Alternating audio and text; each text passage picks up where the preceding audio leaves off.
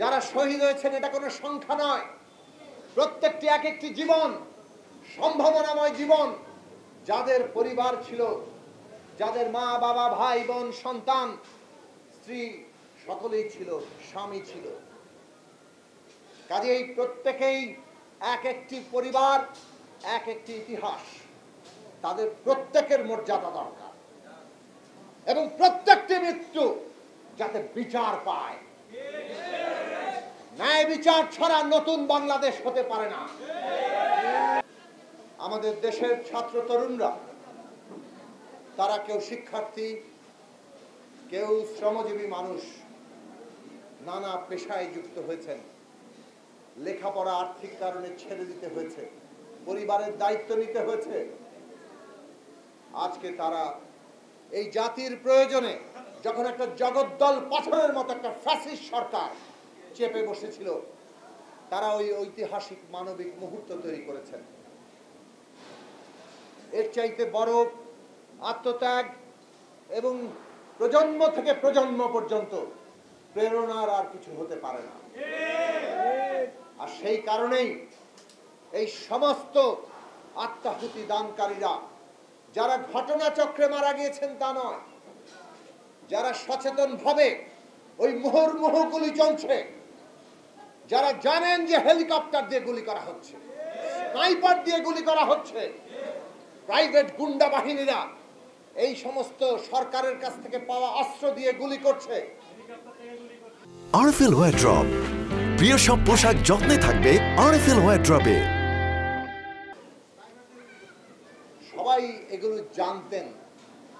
জানতেন যে যারা আহত হচ্ছেন, যারা শহীদ হয়ে যাচ্ছেন, তাদেরকে হাসপাতালে চিকিৎসা দিতে দেওয়া হচ্ছে না, ঢুকতে দেওয়া হচ্ছে না, ভুল চিকিৎসা দেওয়া হচ্ছে, ভুয়া ঔষধ দিয়ে দেওয়া হয়েছে।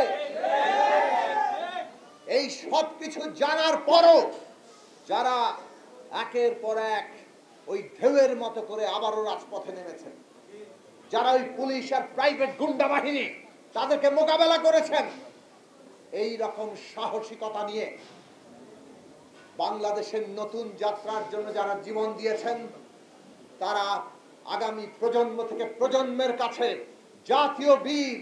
তারা আমাদের সামনে প্রেরণা। সেই মর্যাদা যাতে প্রতিষ্ঠিত হয়, আমাদের সবাই সেটা জানিয়েছেন।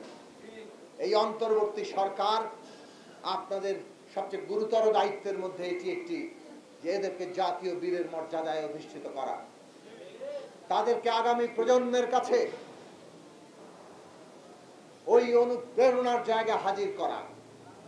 যারা শহীদ হয়েছেন এটা কোনো সংখ্যা নয়, প্রত্যেকটি এক একটি জীবন, সম্ভাবনাময় জীবন। যাদের পরিবার ছিল, যাদের মা বাবা ভাই বোন সন্তান স্ত্রী সকলেই ছিল, স্বামী ছিল, কাজেই প্রত্যেকেই এক একটি পরিবার, এক একটি ইতিহাস। তাদের প্রত্যেকের মর্যাদা দরকার এবং প্রত্যেকটি মৃত্যু যাতে বিচার পায়। ন্যায় বিচার ছাড়া নতুন বাংলাদেশ হতে পারে না। কাজেই আমরা পরিষ্কার করে বলতে চাই, বাংলাদেশের আগামী যাত্রার প্রথম বিন্দু হবে ন্যায় বিচার প্রতিষ্ঠা করা।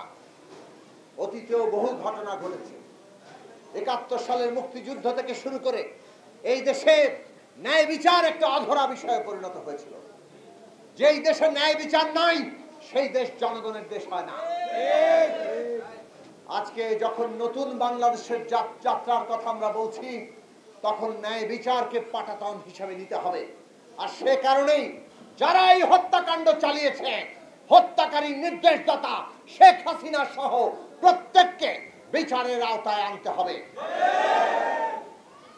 আমরা দেখতে পাচ্ছি এখন অন্তর্বর্তী সরকার যখন বলেছেন ভারত সরকারের কাছে ওইখান থেকে নানান নির্দেশনা দিচ্ছেন পতিত ফ্যাসিস্ট শেখ হাসিনা, তখন দেখলাম নিজেরাই এখন কথোপকথন করছেন, নিজেদের কল ফাঁস করে মানুষের কাছে বিভ্রান্তি ছড়াতে চেষ্টা করছেন। এই সব বিভ্রান্তি ছড়িয়ে জনগণকে কোনোভাবেই আর বিভ্রান্ত করা যাবে না। যারা গুলিয়ে চালিয়েছেন, যারা আমাদের সন্তানদের হত্যা করেছেন, কান্নাকাটি করে কোনো লাভ নেই।